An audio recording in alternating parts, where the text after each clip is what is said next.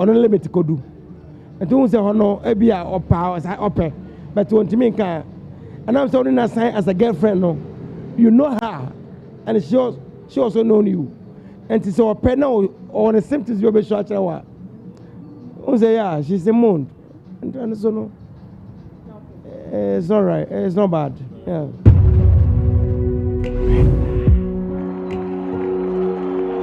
ya dia no come who say I dry to say pe yanko a Mr. Frank kakra boko Mr. Frank otumi ka chem say mane kwa sie kakra ni so manya botra ma no na akwa sie boko nti o se o se sia de mi fa se ma mi di sie ma mo so no e san ye dry a mi ka so no nya botra mami mi Santa Fra Mr. Frank sa ni mo say yes mi say feeling bi abani no a ni so it open say no so mi fa se ma no aye dry a sometimes media aya me there but sometimes me who say me cut anu ebe wuro what I say me say we there me say ebe wuro because I dry too much let me know say na dry too much me ta fam ama no boko but anya gidigidi o boko na ma twi say na enum no fo no me twi no say no fo no kwata who say yes adia bi ba ba ya juma atwa dia me fa ne dia agro ni dada o aya dry so me to me di me sa we na me dia ayese let me there say no feeling say me ka wan kata o feel dada me boa don't feel dada ana we wa don't feel dada but me pa cho me ma hu ba o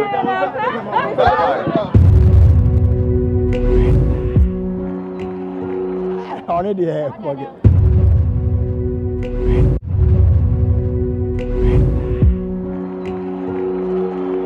kwatira na adwuma ba ko pe na ye se odi be di twen na wo ba sa de adwon so anyoma tupe ba de nhia pa ne se odi be di twen mo na odi di twa kra na ye kese kwatira your sizes me media ne ye me media ne size ne ye medium ono enwa eno so enye tia ba mo na agaza me di twa de ahun se ne tenten no emu awa emu twen someone a jack no na emu ye den no na emu wa ha simo bi bodan ni bi be yi no kwate wa ha kwate no wo ze kwate no oboma ne kwate no abremo aso na ewo fom eboma brema wo se o se nkofom na peja besoro wada se eboma abrem so na esensen wo se abrem sei ba kwate papa na emu odin no ebrema na age sei what I say ba me de me kwate ne de brem de ha forget it ba tell ma cho say ntinu ba ko be the left on eji no hu say di ha on de forget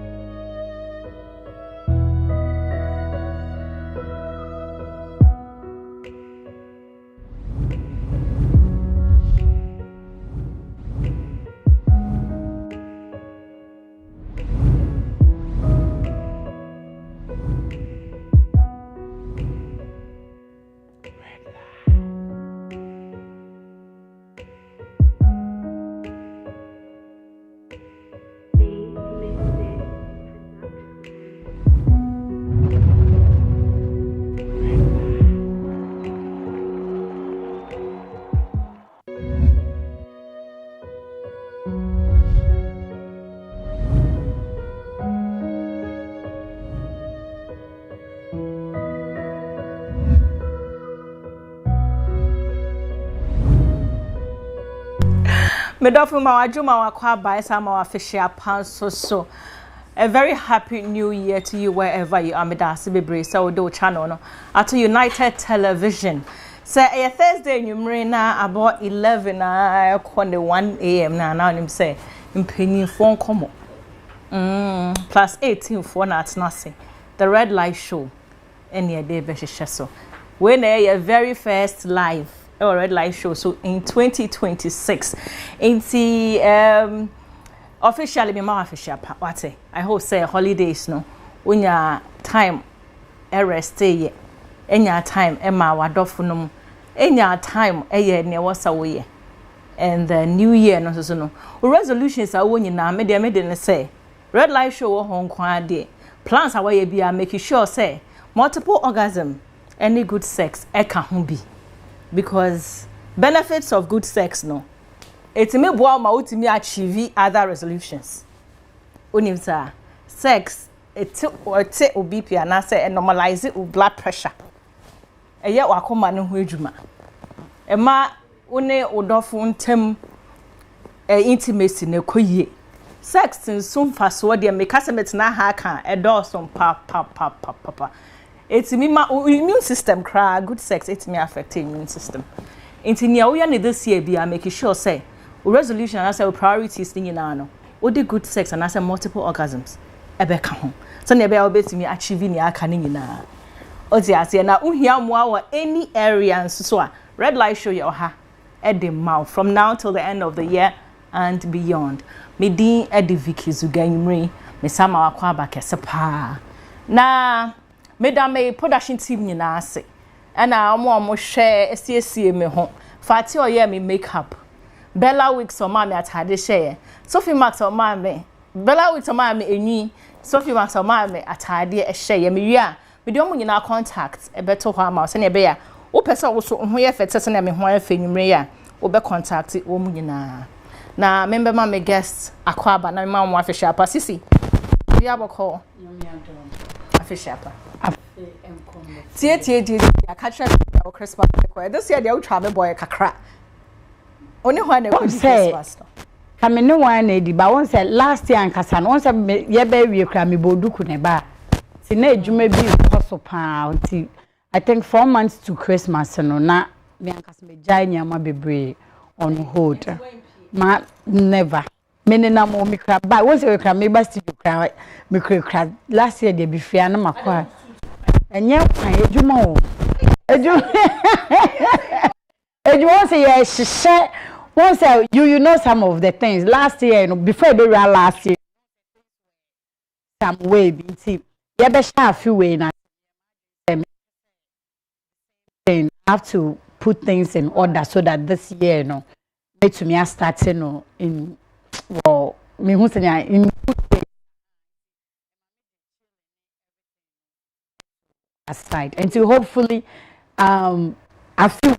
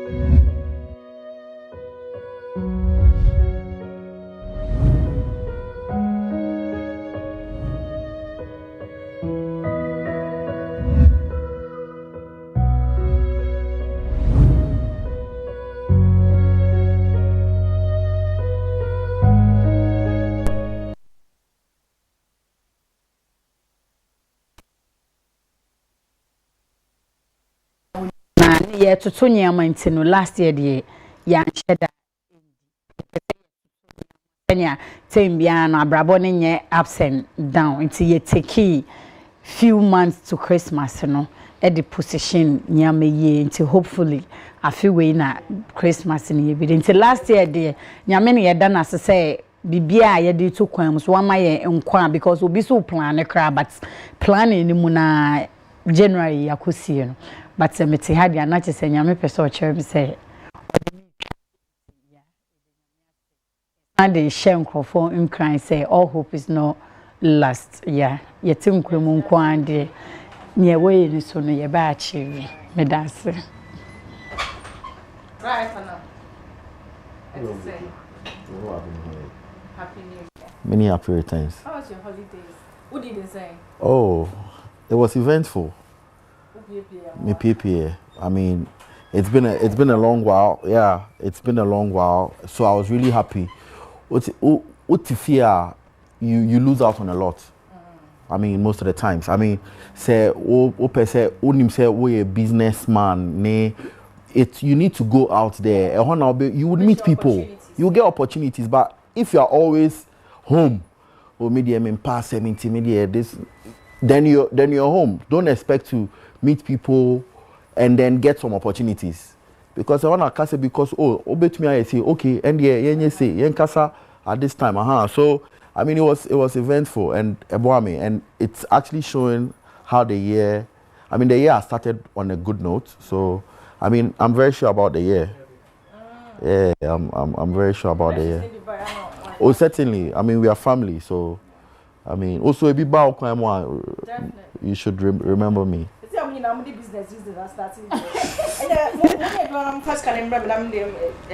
Soft life. Oh, so they will say Bento, my right hand, and I was in. That's what's up. This year, so, yes, madam. It's saying. Also, Christmas name for saying. Oh, come on. So, whom you and quantity say. I end the quiet. Also, your business. Me the indo interfoot to a bear can of my baby. Manco baby. December, I don't know. But I did actually December is the last year. Uncle for Pierre, so one could be. Yeah. Me the paid. One said election year was 2024.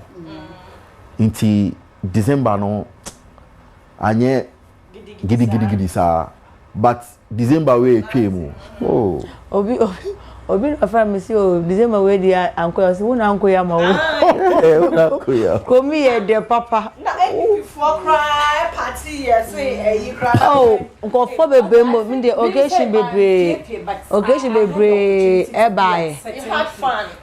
Yeah, home fun and meeting certain people. I think.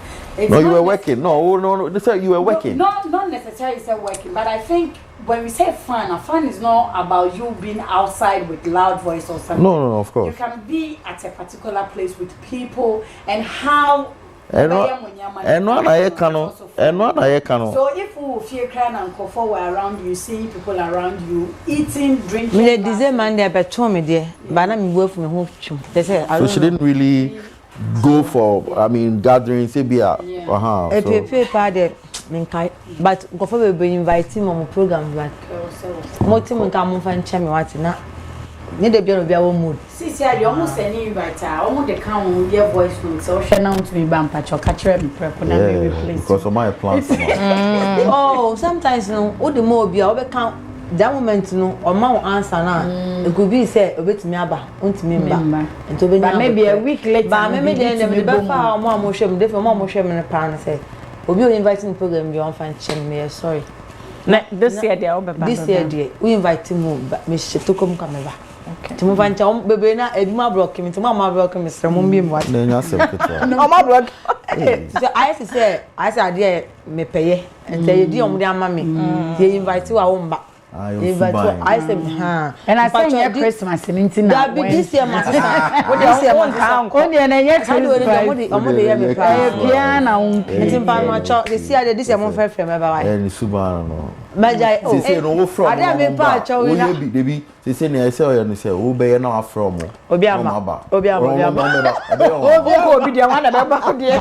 But funny thing. Me ma me ye man said that I invite him for because me Kobe enti me to me say go for by afi na me sign bi o ma me dey film dia shocking me say wow I didn't find one nche mama disappointing me what nti afi na ya hwa ase ne resolutions na ebi ni we he see yes resolutions and ya share me no nchebe me dem resolutions ni dey say time bia we plan you know we want to get there for business you know ya now dey aba money issue sex dey na chebe sex dey mo this year e be worry na me di wedding jollof ana awaren dey me dey awaren dey nyame nyame ne mema no but not me so buy your family no say me my family there me we've been doing it time I did 18 years I you say yes who did 18 now and when as time goes on you unlearn some and relearn some it's no the koka ho na in 2018 and now 2020 we ye bi anko ye into you are just relaxing oh no now I'm there but I'm of age our knocking on my door na me share one or two things na okay mommy why not I'm going for it marry but don't be in a hurry.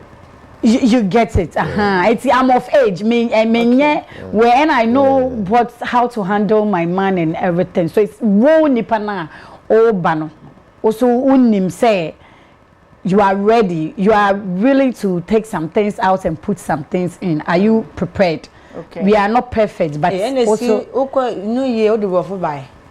Say new year no baby me kwani na boye no o go this salad am well come na we say we say syncrecy nyama na ya do I say UTV chi ba mama we so mo ma ya masisi spices aba be fra and then they flow and I was last year so me mama say me fantini nti o say on person o say the fancy side of me no nti me po na chow mo wa ye ne de atasa ekwapem anyways that just by the way why you dey wa femu na wo chen beba what about the ebia only obi hote this year do you intend to improve your sex life and also your intimacy only and share then we hope to do differently. I think this year the only thing I want to do differently is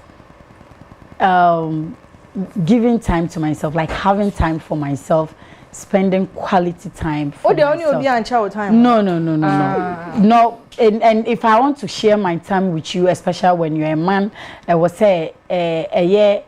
I don't want to use the word profitable, but it should be BBA in Fasudie. Yes, definitely, because a profitable, not like say Obama scan and say BB, but also BB free mo. Yes, I was here utilizing your time. My time and now me de bano a day na ebe free mo, but you meet some people and you talk and you see say plans now want to crown. On one kasa any plans man home put no wa ma wadwin. So this time around it's more about me, focusing about me. My sexual life dey me need some manage kwatia ho dada nti oba na wo ye clean wo ye neat wo di wo hune wo hwo ho ye de ya no bo ho a ye ntenka me kasa me so tafre ma se a wo betafre o more no wo twitwa ne neat awonsa e betumi a hye ma ya ase a what ase e do de come on I'm with you. Now for the character and the plans and that's why then I come home. It's a feel way, a lot may happen, so they should prepare. What you say?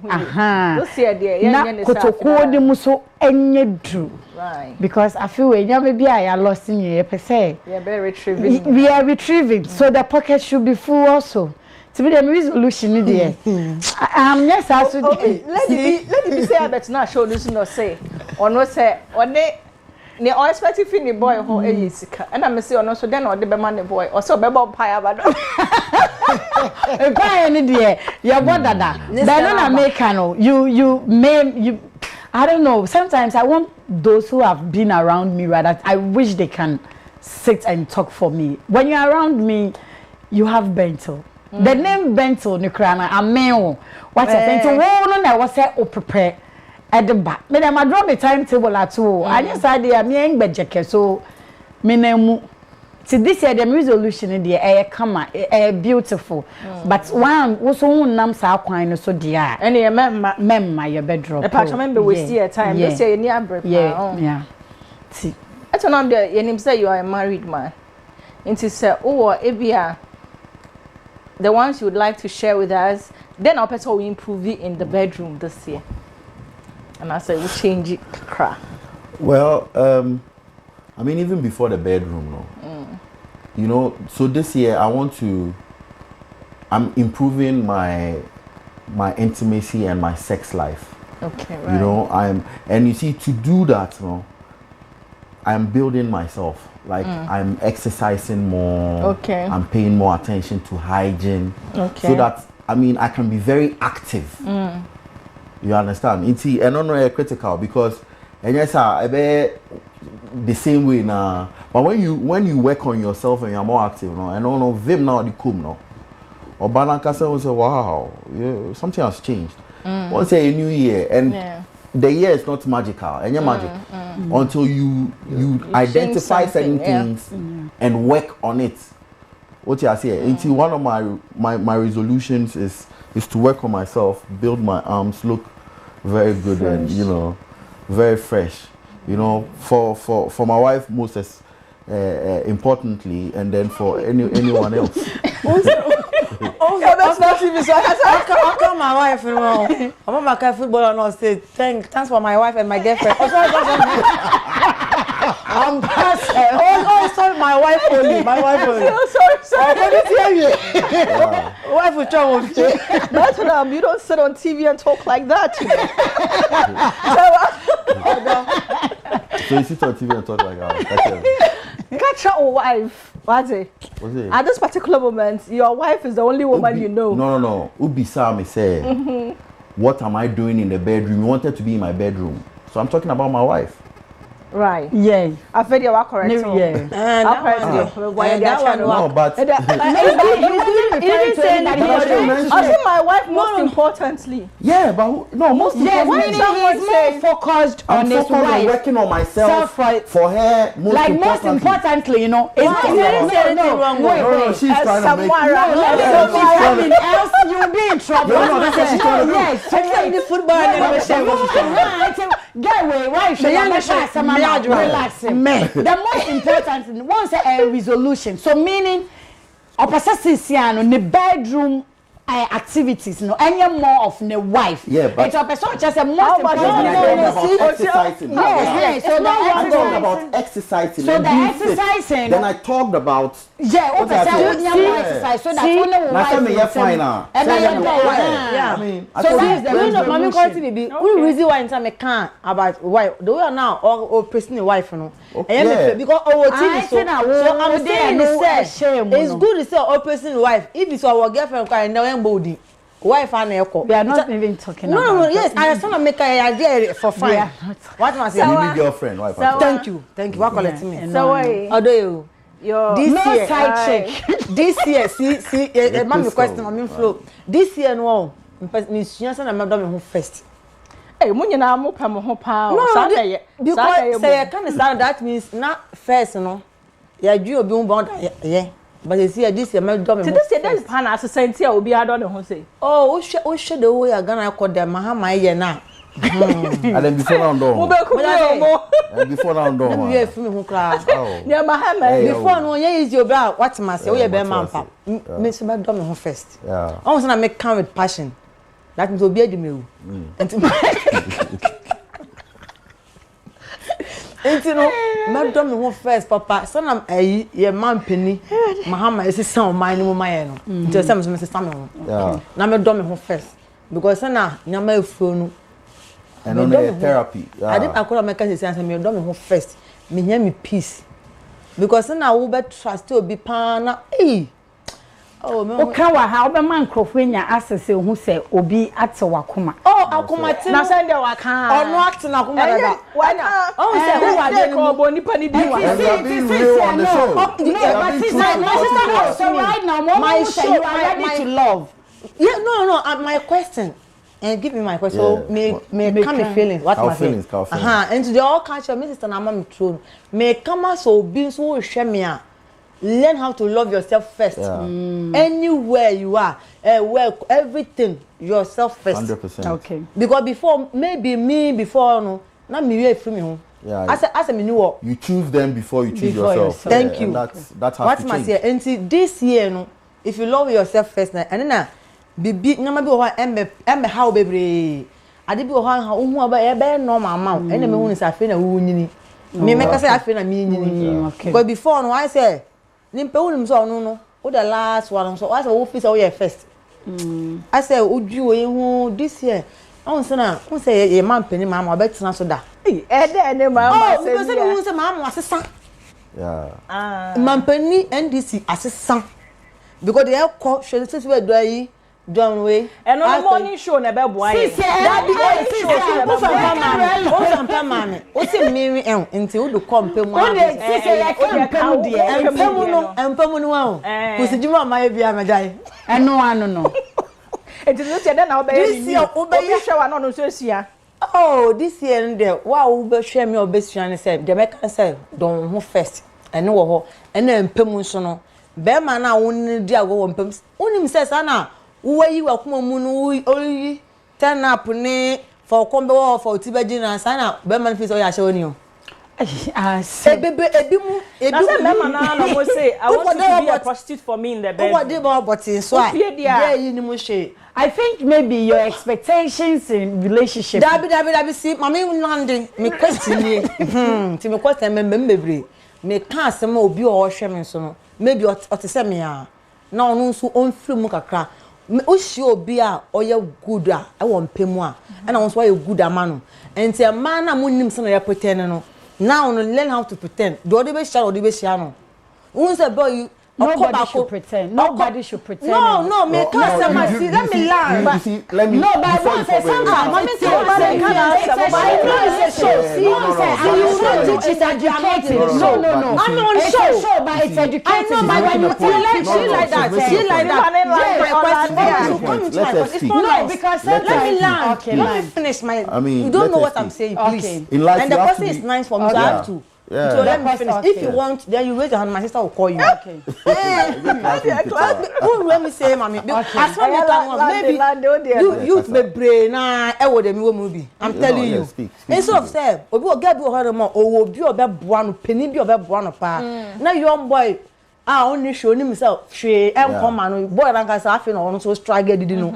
Na o kodo no more than one now obetwa me foundation first. Say them wonye. Na say odo there you don't determine where the heart goes. And it's me can say when I'm better me do. When I'm we are careful.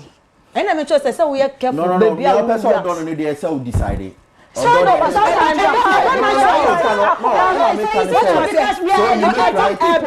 right decision. See, if I meet you, something it's a show you're educating. So I'm making a point and it's not going to help. I have the right to come because I want to if I have to correct you because I have to come in because always my question is other people. It's not nice. I'm making. It's not nice. Stop that. It's not good. But once I even you also came in. You also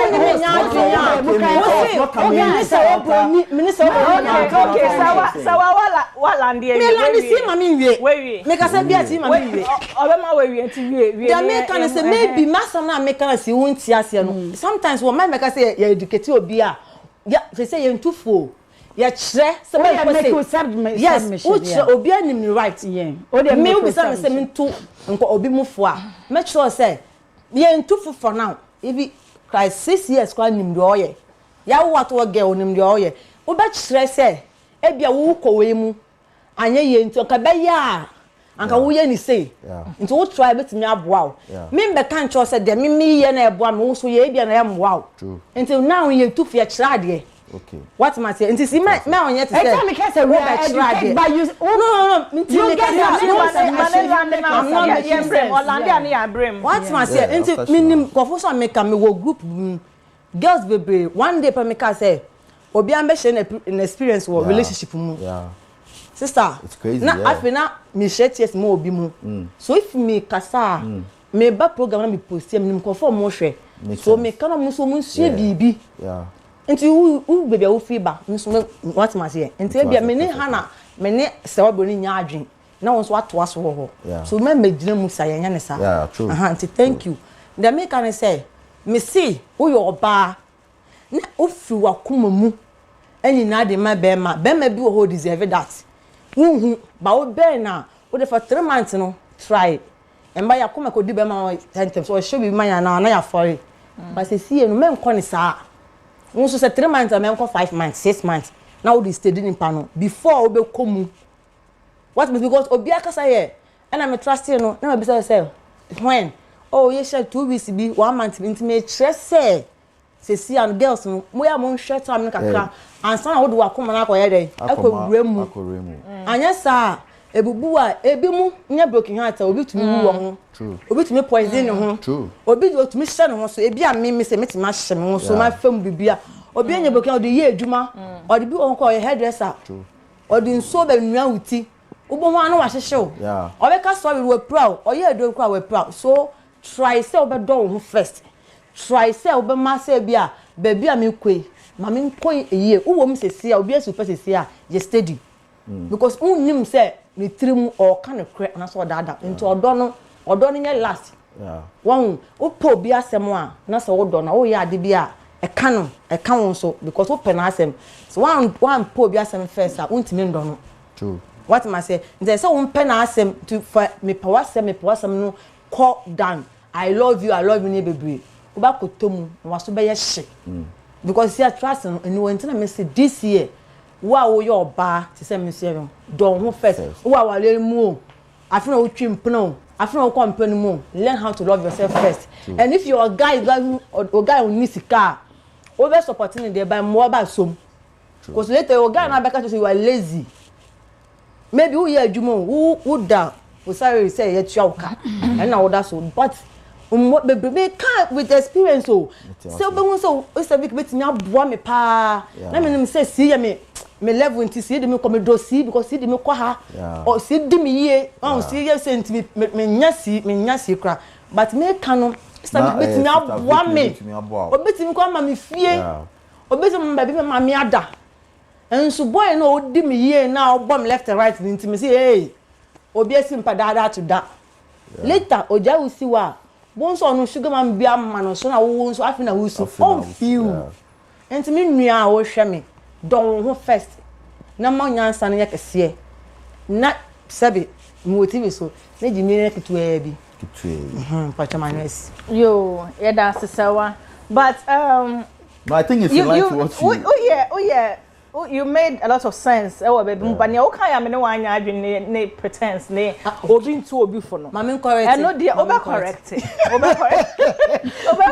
because o pretend bebre so anwa na oba the time me kasa pretend ni say empemu no anytime say show partner be ma na oba no because I said me can say Ghana here because Ghana na me wo as a Ghana say o kwa ware obi bia akoye ye kotu fu ware mu a na say be ma ni nie oba ni ni a e na oba do be okasa dada okasa yesi ntai sa wo na wo kwa sa wo nka ho bi o on sa utie afutu aware omutu a ni na ko jira oba no so na oba be man ka say odure le be di ayema no be man ka say nti bisa ho say mi so ye nka ntem say be ma wo yiri for say meji cake atoma me abra won so won struggle for that ni na ko ye oba nti mi ka say pretend no a empanimu no be man no bi a ono obeda no onimu hwe me find say actually be me modem nyasem na oba mo a asendem kwa na ope na oni woda ho na me friend pretend no so pasendem kwa wo so asendem kwa ama no baby wo feel say so man dogi a na ni baji nka ni baji won asesa ho by bia wo ko man dogi girl ana na osi macho girl na fe wo no do what to ye nwale odo be bobi sad ni wo be na ni be na ho me ka se mo ye ejina so dem mo abi ati so nimpa na watiti ya titi na sorry a onim sa asendwem I think say the point say do a mema no correct me if I'm wrong a mema na doing say be a wase one bibi is when realize say you are doing the same thing with other men. But say usema onu nko I think they like it. It's like me chop ma on say oba won be ma chiti a oba beti ma chin fast but oba beti nya chiti Yeah, who that's unless on no be allow one so person won chino ba chino. That's true. I mean, but say ebia the way I relate with etonam. Na say me share sisin so ya be ma na say me ne relate sa. Etonam me obi a on person ne woman be ya sa. Ne ni nje ho. But if I'm like that with him alone na. And no obe I'm fan of him because I'm like that with him and my son me ho na. When you empem asem na woka na. Yeah. The oka say we only nkrofo be relate no. Say emema no dey eya no mo pese. We are different the way I only am relating is different from the way only other men outside. Oh, baby we go wife betima stop you. So we are a shower man wo bedroom ah. Na ni je ho. The only time I ni je ho na is so who say only will be relating in that way ah. Na fe I say girl is that na ya me kwa. Aha, ya me kwa no me say kasi ya kensan ko wo bie line na tumu na nka bebre na afra. As one make way say me fan say group no me can guess most me be say what cost our question bebe na ka say me food we say about say we are tipsy kakra as we are there bi wo baby bebe na ka say because of me ye say no o see me fanachi onu adu oni me ye da adu oni me ye da. I think senya okano no yen nyina time bia we are learning because we meet other people and ankofo na ye share omo no omo so mo experience a omo de ba ya brabo mu enti untumi nsua ade enwe because onam ni nyina workplaces area onam community ni ade na you will meet different people with different characters. It is the same way so even your kasa mema but mema no cramp no I can sit here and tell for a fact obia so when you suni ne ban a odinam nya be no be enkoye the same thing in another way. Ya wo bema fine maybe on say onim edwaman nyama wo na wo kwa kwakere no be yourself never depending who said this is who I am. That's exactly what how long now bet you pretend the guy will be surprised because you are that than say now for later what say no say that catch me say do one now obetimi aka say mekosua bibi yes no person minister we intro person minister we intro person minister we intro I dey obeka one no because of me Jamaican say be mo bi onimu a adwen so different into be wa che ne de no one na anti be what she said no perfectly. You see there remember bi wo ho a who say wo no nimya me bi but Bema no ni orientation no on pelican on penya maybe what you say so also no un person di nya maybe back to share no obe fi say the what said do nim say me no so that's what she's saying and I'm very so who sa kind of Bema na decide say can I be with that person and hold myself when you meet now what about you do you just stand up from ushare nipa na okoleke do you just meet no using it as an example so no I'm also using so no only partner so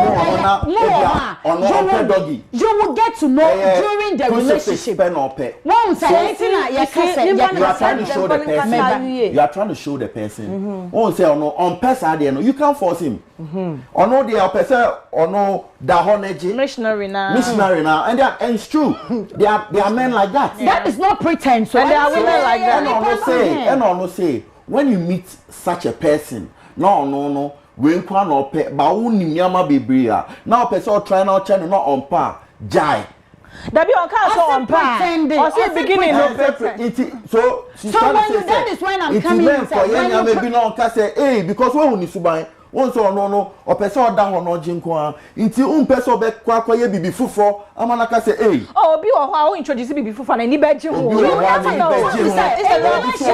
I can too the American no sanka say to no boss no ma team the American too I na me brother I get him them person me share say if you person ni pa no man sa style bia sina be your own mount bedwin sa adwene mount sa de we wo ba woni yeda da no wo ho no afa phone ana bi akọ ba bia mu bi oh style we and then try me woni yeda da woni me ye da into the chance style we and then try into try no na why ye sina be ne de oh style na wo de chire me phone so no and then you bio. No, can't understand ni na then abeshia. But somebody if I say that you are pretending or how no, they're pretending. I said now you are showing porn to the person. Say after you are pretending. No, no. See, are you telling me say if you meet a guy that day? I don't pretend. Me, I drink when I meet you and I economize. No, wait. Listen.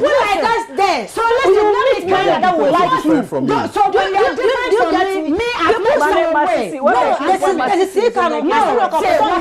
let's make it.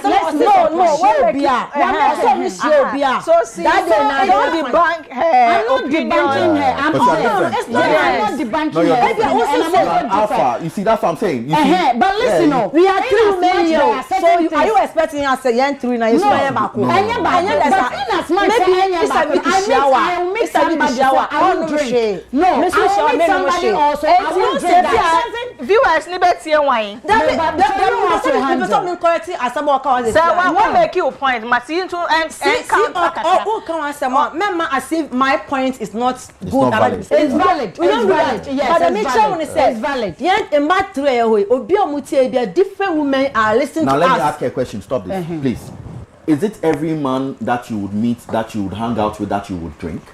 It's what the man is bringing on. What are you saying? Listen, but at the end of the day, I don't pretend to that man also who do not drink that I do not drink. Listen what I said. No, listen. This is what the pretense is just like you meet somebody who do not drink. So I don't even want to talk about the sex aspect. You meet a man who do not drink, and you've also let him know. Did I mention drink here? It's just an example. That's an example. So it's an example. You know, people are saying the same thing. No, because mostly they are 2 different people. Yeah. So the 2 different people. What I'm trying to say, from her statement, she said, ebi mo ye nyame bi a na omo partner nim se omo nim sa ade ne ye ana wa ba be ye no ama na hu se then senya me hu wo no enye sa na ye den etie enu na nka me ba be kire mu e wo be ma ne side nyanti a e ma sa so ye den Oh no, say we work with guys also. No, but there's a guy here. That's what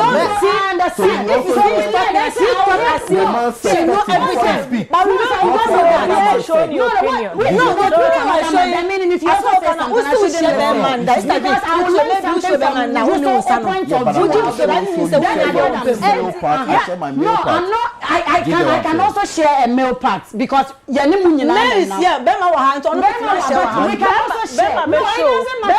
Make sure about your boss. That is what once a woman look at it because you are Obano.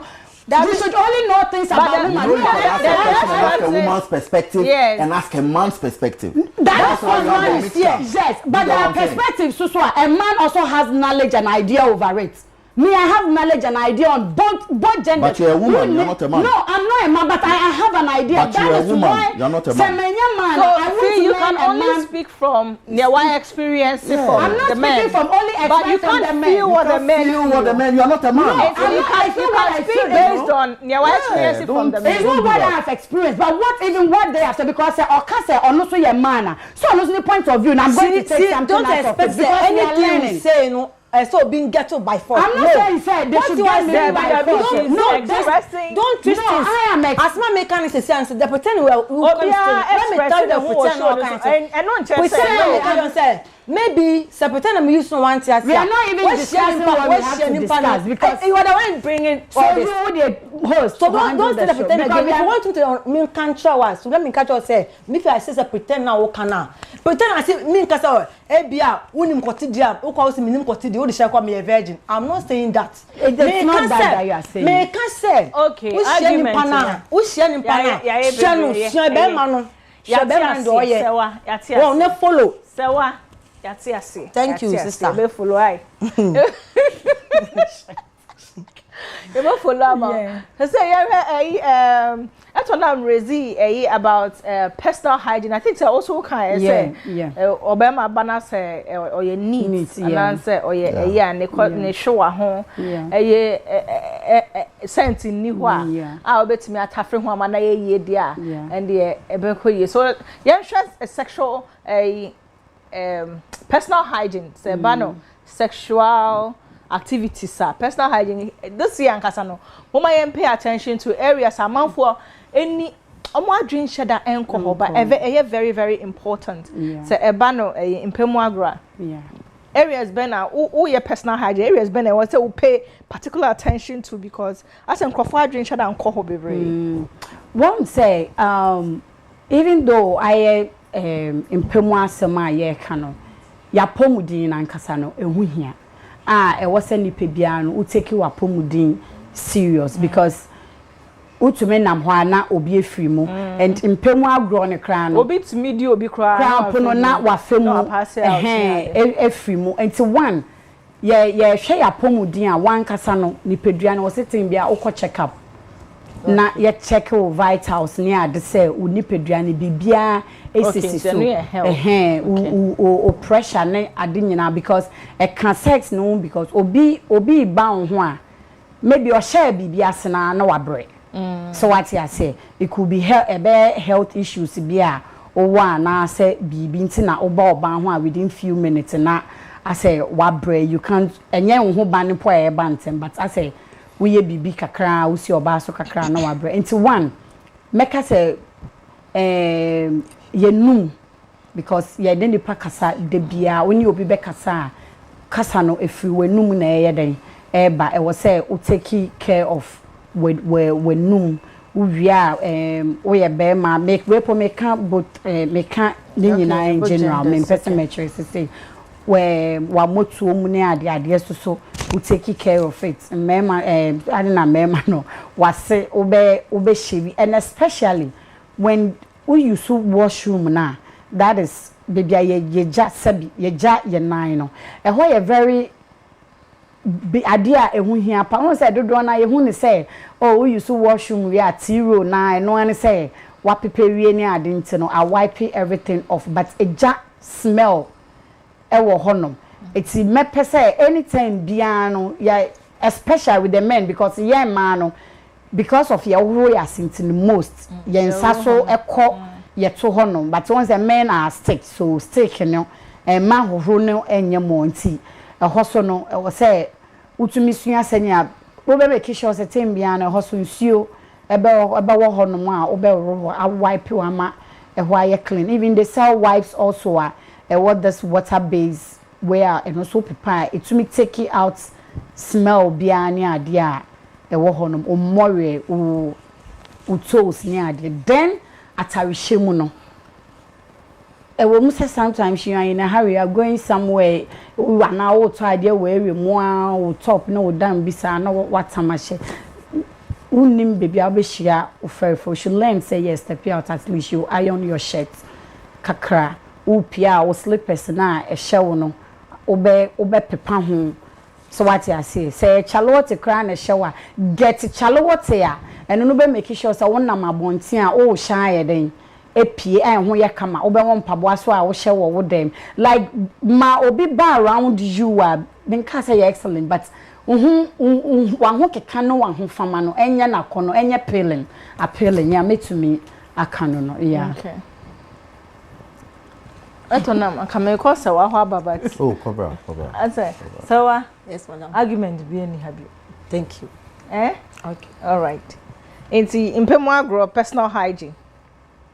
Specifically what said you who say bia baby wo ho ankrofo adwin ko ho but e ho hu hia when it comes to sexual activities ho no baby ameka say kofo adwin ko efise oba no anase bema me can we adewe yen ba un say oba okodwa wi a wadwale awie na wa wo hu mu awie na say wo pese won fi bata so won wura wo dem no utimi yin fama eba with that your in this moment no say eba na say bia unsuo wo ho na say bi na say won we dia san ko me ken ebia wa fi adwuma ba na bia wo dofo bi ba won che nti wo to you no dware atwen no ahia no me first say wo dofo bi ba won che na say dem no ye wa wo dem ana ho te bibia so wo dwale fifie mpo ana wa faka na wakwa me nka sa wo ho bon wo nka se na be ya mbe sometimes obi mu ahia mo dofo mutumi sra wa dwale bi no to me di nku fa no ho that moment no nku ehia because obi dry skin nku hia say onu ba obi na be share dem no That's a AC no skin be dry. And sometimes my bema no feel natural thing. Say spy obey ho no mo a obese nkunu yo kita oil wi so oil no ma for oil ne bra dem ho bema na fa massage man on for oil no en fan sant on aye no be hu se me amesra no na oil no aye no na we kokko say e shine pa na ashane kama na wo sta wo yi mfama no wie no e be ya o soap no for on touch o soap no kakra e say o sta emfa ho wa otu o de wash ho okay maybe I go na the whole 10 who say 360 na divi na okoye bi be ma o 10 o to so let's do doggy unim den tia wa say shift o to doggy cry o tu mu wo de ho ya no I know the answer go mu to pay no no yes ba we 360 wo to akoshe na no and say tan o tu na amwanti no ehiem no no so be bi ma ye normal no e be fa no so one time you fufu say wadware o nto be ya hu bibi obeka say be wa kasa tia wa ye bibi nti no no wa kasa wo ye na hu say 360 ya check a crowd that means I feel good and I will be man so o hwe wase ho no ase ho paa no o peja ne be man ntimi ye krampo a wo kwa wo be so se ya wi ye hu kakra e bi oba be yi white towel fi ni bag mi so me di bones ran ka me de be ye romantic amount no I be say o de me kwan nti bi o hene o ba pacho ka face towel short bi wo bi ana me fa bi nhia o de be ye den ye bi hia wa no wa fe there I say wa ka chere nti munim dem e den mo beye wa oba no e de wa hia ne pen a na pampan bi oba bi a won ni anje ho a na o se na wa yi adwuma ma me nkok ma pampan agromu no so kakra bi wo mota kakra bi ha utumi di clean e bi ho yenye ne bi sa ada o nti wo ye na so betima ka so no so different one be ma bi wo pentem wa ye late odi nso gu no ha omo they think say omo hu nye we o gari tituna mo ye ya wo wa ho no wo ko o John den sa fa ti say yen ba na e be squat na ye sele na mkones no ento no wo hwe na so wa ka kire no wo fere no a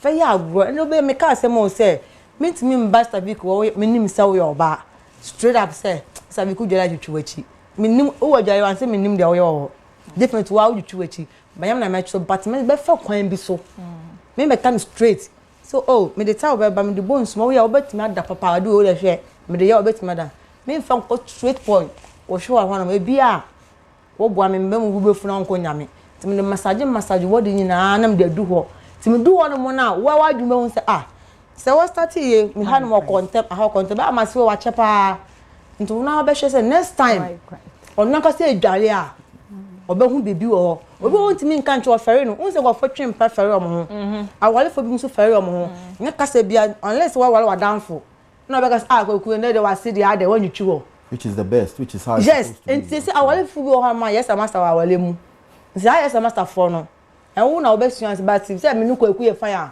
kwaku ene de wan ho me am metwetwu ama wo ye na yen ko dwa me am metwetwu ama ene ya downfall de no but yes master de no ene akokro na o de be na o de fa won kaka na o de pepa o de pepa ho be wo spray bia calm kakra bia spray we hwam asen na o da fa that wow da your first we all da fa ho bi into won so be feel comfortable preparation that's yes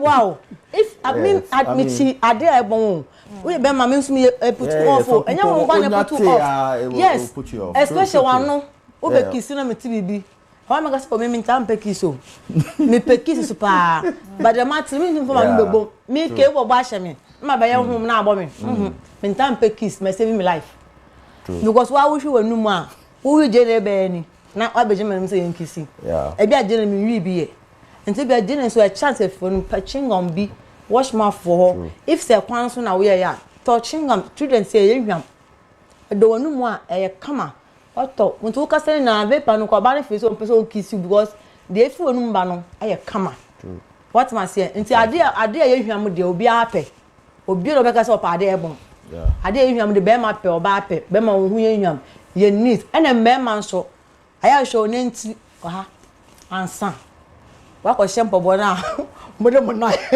mu no familiar ni say okay obi o de unai na ahemu obi on 90% aya white pa na da short na wa short fi say oye mo se me se omutrim say ye na ye ko po ba nti ye be ye hu bia ba se man so ye bia ye show so wo ye hu ba bia na se usem ye da ye beba ba ye mfa o serious oba bi mpese nuku ne nta white ba ye pedicure say me na me down for me party wo ba why say pure white ne ba Into a young guy, no, into a young guy, no, into me, because a young guy, no, or no, can we, but Papa, or can we, so young guy, into a bad day, so big young guy, no, because what must say? Papa was cano, but on can we, or no soon, yen we, Papa, dear pa, of course, a bimuso, a bit bama on paddy bono, wow, shana.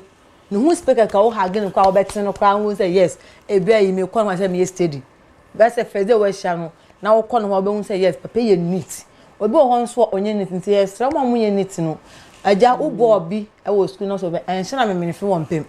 Because of course, a need to extend, say, a ma also double in. Yes, sure with the account. And also, it's all dependent on the kind of person I will be here. Put you on your toes. So you need. Put you on your toes. But who are condemn going so you need. Ben go that to a simple you for I'm friend to her. Say me what you know be that I have to brush and see it had be show. No, no afa brush no. So can you imagine? Do you say meet a guy who if you say wow, very organized. Every person be coffee. What you say? Is very organized. Oh, then you coffee me dem empesa. A man is now. You know, you want to stay more. You want to yes. Me say, mami comment back be ma wo yehwa mo a. Na se bia me no akọ data. Bo se me tata wo bi. E kan me ye step kaka bi a me tata wo sa because hu ye me hwam. Me tata wo sa ha thank you. Me tata wo sa ba se ho bo one space e wo ntem. Asa han ka so a wo tia me tia. Because enum ni de e wo say enum ni de ye nyina because obo otubika so wo maintain kasa me the whole day me shada one thing with a body odor and a mouth odor no say nkofu bebre they are in denial omodun say is not true catch omo they down and they argue with you enya no correct I don't know say argue me I say I don't know say me share man bi o man wo sika that time na say madwuma o wo sika hey come my everybody Jesus Christo so baby I would tell you me team okasa me team so I decided say me torture them and them tontom that moment na it no me yi ba ko shi me first once my bone din answer see Mr. Smith juwe to oji all that to me the tough there no that to no chinga me so ejare mu like menim yenti ani one thing say I don't in a haste like tell me am pentem so for me that no na you see when you say you chu am tang when you say you chu am say you chu am tang but I also na stay ni nyina because me can to me hu vi me manante the whole day fitianopa kopemanyume I won't lie I'm at the action I never brush I never bath but I mean find jamenu me smell what madam for catch me so or say enye so once obo onye enti abeye stain ni yes abeye stain one ho I mean if it's a one off aka no ho ento what I but why we obi ade bia hardly say the whole day we are obeti when gale class ya waka wanu atumu science na ama enka aba wenu and I also say there was a time also the 3 days I said me sisi twitwe no I know when we enter I can experience ni be we see twitwe ni ade no one pay attention to it ni ade I was where twitwe we see pa but still na nka so ye den ewo wenum it's all anti twitwe no aya wo tan nsuo no twitwe we kra wo nsuo gu mo safa brush no na wo dey for tank wo dey for corners tank scraper crown na enkom corners sa me papa ya sa me kan si be wa mi oji chinga odbeto miss me ntimi in this kitchen then me djuma me ade ebo me ntimi kra no kasa na ya na oba we kisi me kiso me ne nji kiso kisi de me nyade me mben na me mbewu so try say o brush no I be corners ade apeja ko ha say na me tank mpo na ehia me no obi kasa bo say tank so ya kwai yes ro han kra no I was say ebi ha say every 4 months or 6 months you have to visit the dentist? Oh, and then no, I visited once because of club we are not with teeth no it's because of me too soon but we tried here. Oh sis I shaping was here I went for the past in my 30s until we share years I've never been to the dentist and I went to a dentist. I went to a dentist purposely now you could shape me teeth so they were like almost check it I had senior who was our friend as a cow horse who said and no almost share a charge even though they are shaping but they have to treat when no new teeth no be and count. So I'm analyzing me teeth. Straight for a dentist was like, do you often go to the dentist? And I'm saying, this is my first time. Maybe and I say, so how do you keep your teeth? And I'm saying, I brush and opinion but I take my time. Or maybe sometimes I use turmeric. Turmeric in the crown or a page with them almost say it whitens your teeth and gum also. So that was when I started using the turmeric. But I've never been to dentist. And also then keep up because there were people who have been to dentists severally but no more sekromo was our car cause and listen nyama ne egusu shisho menum. It is all about. So your case is different. So I'm trying to say you can go to the dentist if you hoba no one beto waso and take good care of it. Say wo sorry anopa wo dure dware wo benya ntoboase etwetwe wo se yi wo tachrema wo twetwe wo se enti na hwehwe bo obi a me now what baby like check yourself fast share na hwehwe wo dodo mu say edan na akeka honom sometimes we say fiase say no one say wo twetwe wo siwe no nyane na maybe wo di ye no still a big guso me I don't see the reason why you are in a haste wo mu say wo kwa adwuma wo kopeska open tem but wa ho fama ne so na open tem asori nteme one ho fama ne is very important because obet me do baby a woni obi kasa ne ade why adwuma ka okopeka na puti me pa no funi ade we are relationship we are losing relationship I was anyama we me ko university bi na me ko ma speech on personal hygiene and me say it was even a general speech on lifestyle and I make say me there it all starts with personal hygiene because ne mushian ne mo pese whatever you want to be say when you born and asa who born obi ani ho be ma weduma so tem bia na o re baba na o be ne candles na o sua ade na undware no obi amfiu yes that one is there because obi wo ho a sika na ni ade sua na o we jam the body no stop if what can say mo bo bio because we are interview science friend but onim reason nanum and I said, "Okay, some patient na say na order na kunjom say." They said you machine until the work can so a point pa is very That one share where you are. I was waiting. Personal hygiene, no. You're unique ones because there are some ebi wo ha ya drink down koso. We know about the armpit, your noom, your showane, your true money ade but ebi wo ho a this year no ma yen hwe baby amanfo en hwe dan hwe no papa no. No, but those are the private parts. I know the basic. Those I mean one is your hair too. Yeah.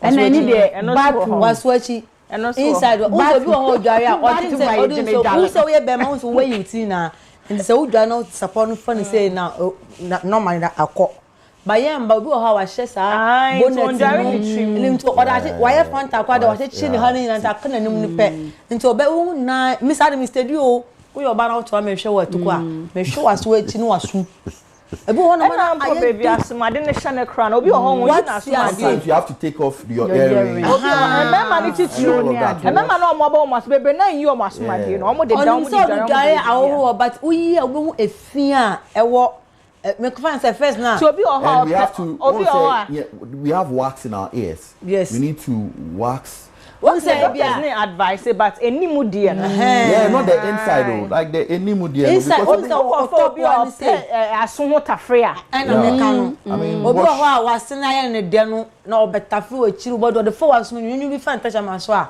waso na ka on fa obi o enti o adware no waso mu no ana o tu mu na American so oba woto kese kakra true mu line na wo and Andy's I want so yeah, so we can underwear na kaya ma treat your bra the way you treat your pants. So won't me share pants back 2 days. I didn't say I was about bra back 2 days. Oh kaya my name is gifted. I see me ma unfa udeta no brazier na 1 year we sit down no let me pressure. Yeah, so I mean I was talking once said some of the things I wanted to talk about. Yeah, kaya we are no mo we are. You see trumuno. I was going to talk about trumuno. Yeah. Both male and female. Yeah. Trumuno, if you use the washroom, don't just use the wipes, the tissue. Okay, wipes what they say. Wash your anus, whether male or female.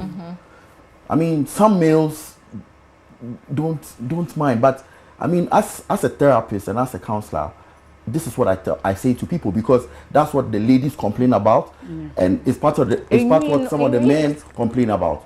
We don't shave. There are people who don't shave. You need to shave your anus. Repeat. Your anus has to be clean. Under your balls have to be shaved. It has to be very, very clean. And use water. Wash your anus. Sometimes use soap. After you use the washroom. After the washroom, wash your anus. Use soap if you can. And you see, I got to realize, wipes are not just for babies. Yeah. Oh, of course. Yeah. Wipes are not use just wipes, yeah. So I'm telling guys, you need to use wipes to clean your anus. It's important. Good. Clean around your dick, around your balls. In between your thighs. Your thighs. You understand? In between your thighs. You need to. And also, sometimes you don't take your time to let those sides dry up. Yeah. So the water is still there. Yeah. See. The only time I use dry towel. Dry towel. Never paper. So only time. And what time be under the fan. Turn on the fan. Let your air condition be on and cool yourself down. But the anus is critical because pet doggy. I mean, you cannot be doing doggy and raise your head up. You need to enjoy. Sex is an act that must attract. If you are not acting, then you are not being attractive. What you say, oh dear, go be keke. You are not being attractive. So the mouth odor, the anus, the balls, and all. And there's this. Is it methane? There's this. No, methane. Yeah, so it's what's it called? Odorless. It's something you can put in water. And use it has fragrance. Let's say odorless. Yeah. I mean, it doesn't have scent, but who you saw it keeps no, fragrance. It's methane. That's what it's called. To wash yourself, to keep yourself. It's very important. Don't just rush in and come out. And when you are urinating, as a man, you see, let the drops come out. If you take your time, the last drop will come out. But now shaking back now the shame, trust me, you will stain it. And that's when it starts to smell. See, for some time, there are times that I take my boxer shorts out and I smell it and it doesn't smell. Because I told them some shaky we can last drop never. Tissue and of course we'll clean it. No, I'm just saying that tip. I'm still making my point. So that's what I'm saying, that you have to let the first thing is obibe to me up a but last drop in by. Okay. Do you understand? See, I am a man and I experience it. I take my time. The last drop comes. When it comes, you wash or you clean. Clean it to our last drop. No, well, whatever it is, you drop it, you shake it. I mean, you know your times, how you're doing. You're going to use your washroom. You know yourself. If it's going to be a long urine, you know. If it's going to be a short urine, you know. So you take your time and go. Especially when you know self-kushia or bar. Do you get what I'm saying? We're talking about sex and all of those kind of things. Especially, and also, so when you say share or bar, and now we share bema, always be prepared. That's why you realize that when you have mobile insider, you all freshen up. Again. It's important. that you all freshen up. When the car said freshening up, you put them off. No, was it Councillor Luthor? Was it self? Oh, your banner. Yeah. Now also freshening up. It puts him off. Also buy a do that. But I don't see can't. So other men like that. Say me say like Obama. One day when Councillor Luthor they no can hear say. So always ahudie na nkasa no a constant idea. Enye mu pie mu ko spending hours kaka na mo buy na wo say nka so ye den. Eba enye nka ne per se o. Obi per se o washing no ho a. Eno no problem.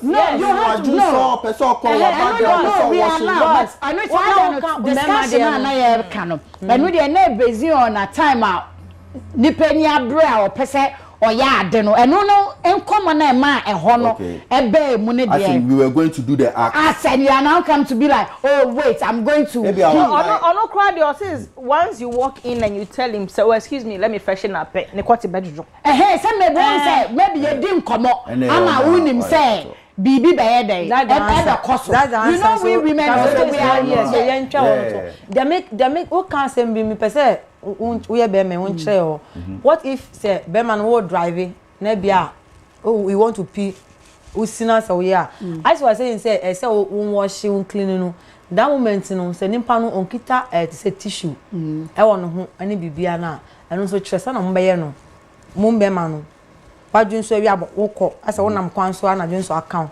what drive dun so account you have to see from na release one abontin kaka no ojina kwata na oba so wonam na dun so kawa den na we oba so de oba also no kan be ma de no still we last drop number of course so mo kwa de mo de na ye na emba na ma say pension petition ne de no eba ne say your boxes na best on you but the moment you get home you was down and change your boxes this is when I say would there you man say I am lazy to extend cry say want to make paper de bia would ensure because it's not something once a mom new hold to say yeah we wash you know always your boxes they actually have a changed. What yes, they have a hole.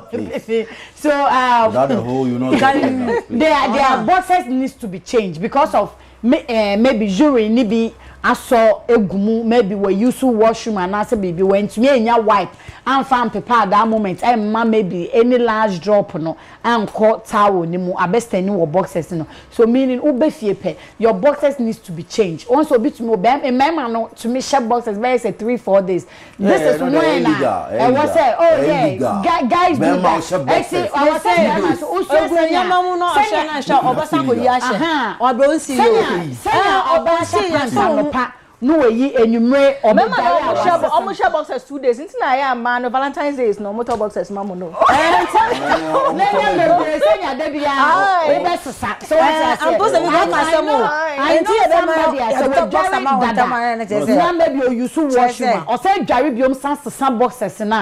no and who see the nyama boxes the tired because within 1 hour no boxes are just because we like we have to pay attention also, to that also una your banu na usia men complain say boxes no doors so yes oh keeping yourself and I want say even any dear cramp you can be with your partner na or person laying in head the crowd or ties so then maybe the smell coming from that place maybe any washroom bian way so but wash up boxes na check crack no so ha oba so wayase o menstruate wie ni ade a e wo say unya ntobase e make sure say excess bian nke bi e wo no what treat like and two things they are women I mean through you know speaking to clients and all of that they are women who pile up their panties.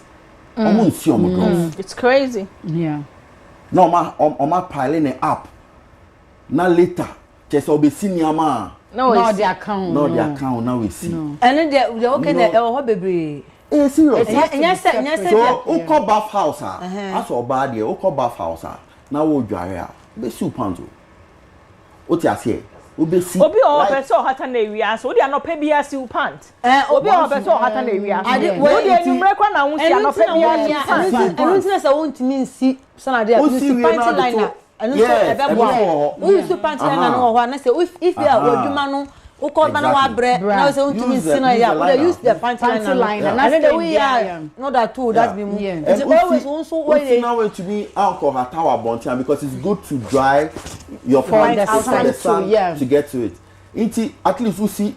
You can still power all those one and wash it and then dry it. But what you are saying, a good pan come our phone no kuniti dem or baby or face and look in the box now. Or that two or that one also feel something keeping me there. Yes.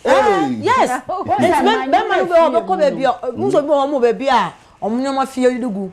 Into ban the go into corner more, Bemano, Ebi or flu, Memma Yaman can get put you off. Or corner ko you be say. A fan why you be fan so I I find the idea of house so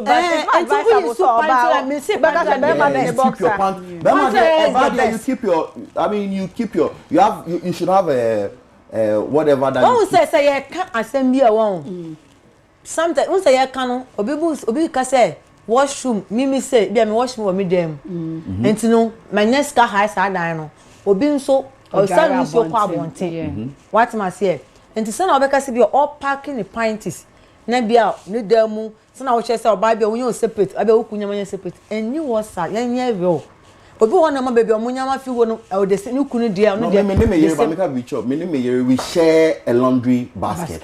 Thank you. We don't she doesn't put her panties in a laundry basket. No, so I hygiene because panties and also for year so people who nya some you say was small laundry way go if unu be man na etio unkwa na utio o pint so we use pint line a different scent one kasa we no matter what you need away who keep 1 2 3 bebo mu a one day back na ya share pants na so and yes na ba yes we me to a man tell me say we and I have pants come me tell me say jeans string man see me tell the way wa the make sure guess ni say e be ya pint line there o to part the as e bi shim but when they go to pint line na nka say bi because unya time dey bia so ko dware e bia we si e dware akra ha no bia na akotuma di ni self contain e bia la ye di adware no so no wa kwaso wo tutu sin afi no be si o pint ansa na wo dware ma o ye den wo da ho one was line into best thing is to pint line uyi from a was in kia emfa and the hospital in South Yare into baby obey needs to to pint line no you pint na no be keep you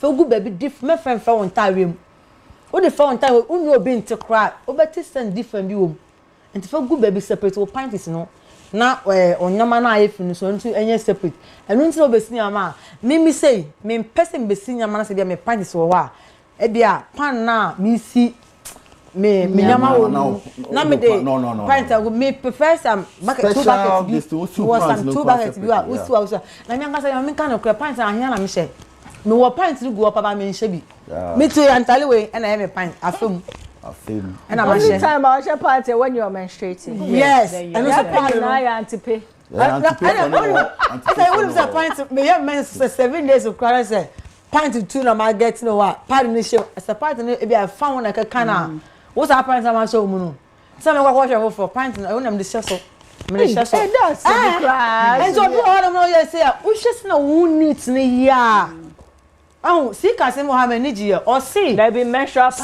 pants ni dey anya 5 oh me pants baby but anyhow me come obi program say see na my encouraging me how for like say I chow my encouraging me how for Kasim say can into pants no door for you into na wo pants ni dey won into na wo into pacho you su ah you say me yem birthday kwa na o me chem bia pants am won ko say o to pants am mo obi ato hygiene dey it's beautiful but I don't know say pants ayira pants guess in Japan omanya ni nyina no efiri nyama we because pint ehunya okoba man so call boy why was how Japan because who menstruate these are the only two occasions I remember pint bio kra o bo say obi ahele gas kwa petrol o to kakra but you see you must not always also expose your private parts right expose you so what you are wearing so depending on where you are going what you are wearing because first school be show pint as I wash wonder and some be share we sing exactly so be no share na we pants mostly no say me share dey short me share underwear you can wear an underwear of course.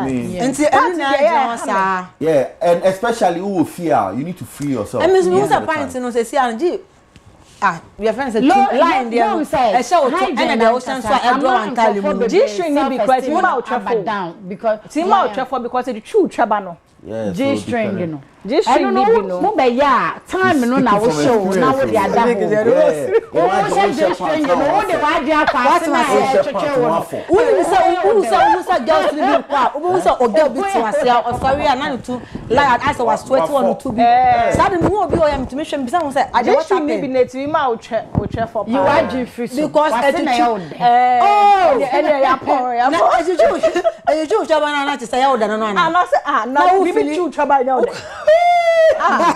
bibi chu chaba ya oda obi si obi ni ho che na mi say I don't know how do want to nya feel say share maybe ko jana say me ho ma say me feel o feel o jere awie no na me say eh sometimes me do so far me timnya orgasm me nim say bia ya mo after your menses and I say not really randomly sometimes things no it will happen to me say what's a boss na since you can say I was also we can feel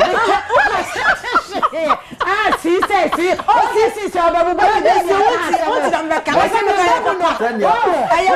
na when you go to the news na make am see after your menses no you need bibisa and mbani bi say when the message come on feel says so what be that I know their hormones after so I the message say me say me hear message wie na say me treat me 2 days 3 days bia me be sure me feel comfortable yeah member nti say so me hear message me wie ye nche yo nti I have to me dem ma me try me no ma me try me ye na me am me feel me say me am kasa me ho ayehwam wona ma ya to come on nti me no say me pray yes or yen niama no who says he say no or you ready now go ahead me for sex yeah she has to be in the mood you have to be able to put her in the mood if I'm not able to put her in the mood and she's not in the mood why do I go and force and the one I tia ase mba be go see me na ma wale yeah but if that is problem or take home so you have to find ways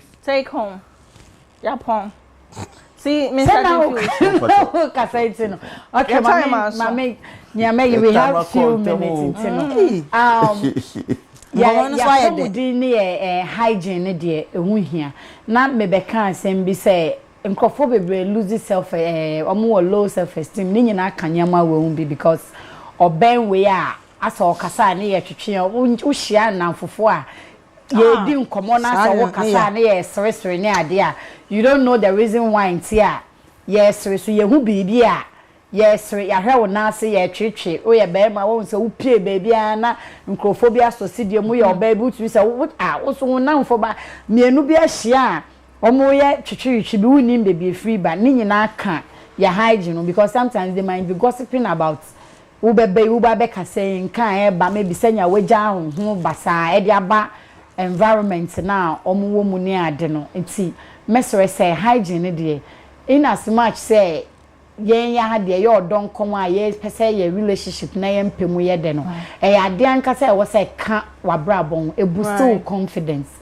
as a woman I want you to be confident or a man mema cry the way amumu ye mema me pese I want pese ye dwen say be ma cry be ka say no oba be ka say mate bibi won ho san oba so ye mmamu na ye no ne ye pride ne senya ye tretre ye ho no ma wo hu siesie ne ye pride no match your ba udu baby na wo yi wo a wo hu yi na wo yi ato o panta wo yi ato ho no o confidence to extend say ye hia wo pants nko abeka say wo pants na ye de manufacture perfume why you bibia what nya me panche na say ye wig ye hihye ye e wo say wo yi to ho na ye hage wa me ba mu hage mu say it was good 3 months ye me wash mu da okay da ho and then I'm matamashe but oh handle ni yi on shano by heart so what you say like we are not fame now yeah you say the why it's not say me the why you the why ho but That's what it is. Person obi be kan wanim. Person obi be ka say, I heard this on you. Me TBB say even it's not wrong say obi so be TBB a obi catch but what yet so ne catch wa. Work on it. Yeah. Ye who BB obi odo and obi ka. Ye nyina no. Maybe if odo me ntia na obi cancel. So what?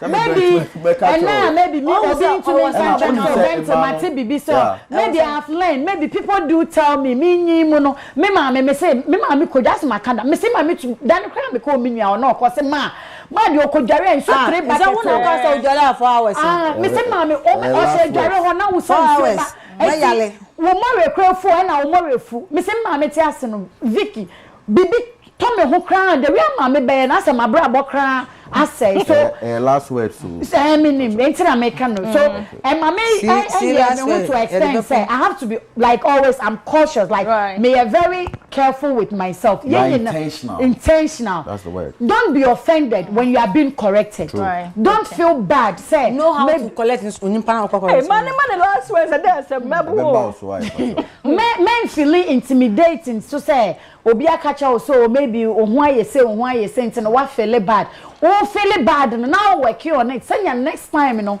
say nya sa nipa na be ka okọ baby fufra ye be obi so be bo abaso e wo honom e hono so busi hwe e busi ye confidence so ye do baby na e chaw say sabi be makra no wo dewie na o ka say wan ka say wo ye debo ka say wo ye cleaner you should be clean rather than Bema because so we the baobon. The counselor said Bema Casa we are the next so we neat. So what I say it's Bema my main camera it's say we are what's that to me mommy time. We are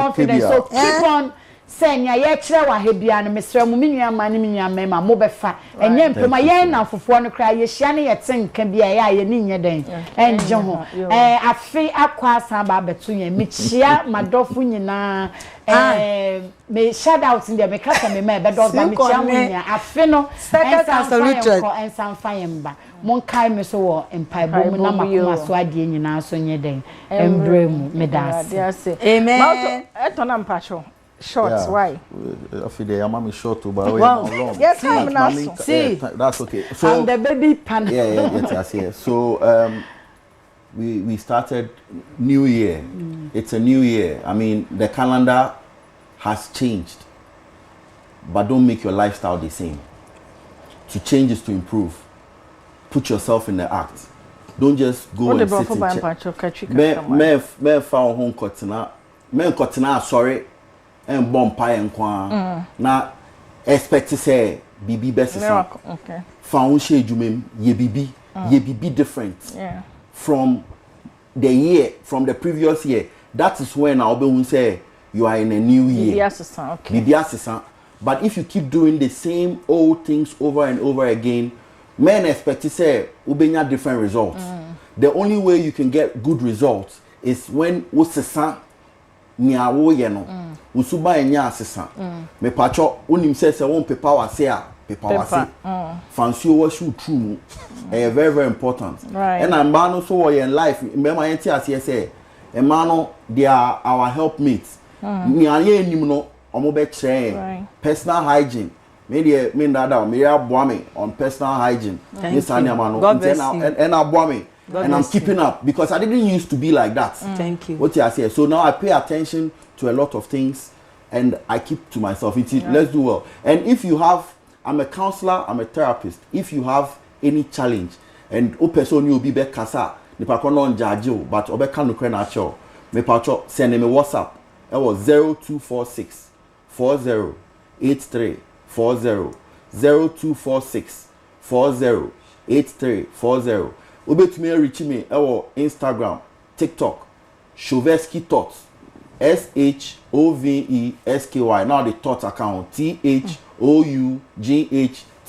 Yo, yes, you're dancing. Titi, I'm on my way. Titi, the mechanic say, "Boah, this year we me last year bed sheet want to sign. So bed sheet see." see necessary pillowcase no so sisan and say because I know na ya na mo for that's one you efi nimpa be see on bed sheet any pillowcase na me ma so na ka was so ka to say your time now me last one America will say kai so be see bed sheet kai so be see pillow enu na so da yepa wo no ma ye clean anka new year say clean wo dem mu right corners empana still chance sort na okonko na o sort gumu no hwie na wukru mu yo na ye neat kitchen bedroom under the down me ba cho me ton week so we ni he e wo ba bia me sister na o hwe me wo not kanishi so ba ha obenye bi and me man tire fine wo ho na fa ka man kam de cho bi go and tin ba cho me na ma ye 02 me pa cho na ma na me de to wo no me sre mu eye me ton ade en fa me ka ja me say hia me ha me pa wa cho da wo ma 0244 37 3607 ofra hair any mema top empaboa bibia ofa antarena ye be kan wan se wadaro ma yo yeda mu nyina se why cc etona and sewa meda mu nyina se mo baaye see me yo mo dey this better why but just better me din the Vicky Zuga me da me production team nyina ase why Bella ka so this Zuga ne kan Bella Wigs me da se pass on my wig ashe Bella Wigs e wo Achimota Kingsby runabout or adjacent Villa School the number is 055-123-8800 or social media as Bella_Wigs_center ana me baby back what despite media Sophie Max Royals wardrobe or no me atade ehye or North Industrial area behind TV Africa or also open our 055-314-3136 Madam nyina ase na personal hygiene dey mesamo it's very very very important so we person onya multiple orgasm ani nyina beginning no the basis no personal hygiene was switching no uhunim kra tre me mama wate mesra wenyi na ye pop out no enya akono why mesra pa mo ta hye chain bebrebe na ya sometimes mun yi chain no na mun pepa ho kakra why mo necklace no ya na ebi wo hwa ya na scent wom so wunnim why onavo no ebi wo ha mo navo na hye inside eya mo dware a mo masa pon seminar no nkọ ho emfa ma mo nsa kokọ mu sei no obi wo ha wo ha gina ne ha no scent wo ho onan kokọ mu obi wo ha wo ma ne dog na wo ma ne nan so a ha sei no scent wo ho mo nan mu no obi wo ha foot rot before we shampoo boa no make sure so the ointment kakra afa onan ho and so the shampoo boa no mo tri mo ma no konro no ebi wo ha e chedodo e na scent wo mema na nka ncha mo maka chem so yeah Mr. This year them person obia enya multiple orgasm. That's my aim this year on the show. Oh, multiple orgasm obi ho nya orgasm ba kokrada. Oh, but this year the multiple orgasm na me da mo ase bebre. Me production team nyina me mamu afehia pa. Me mamu nyina afehia pa mo hwe nyina mamu afehia pa. Next week be say shout na because we mudia next week omo my but I love all of you. God bless you.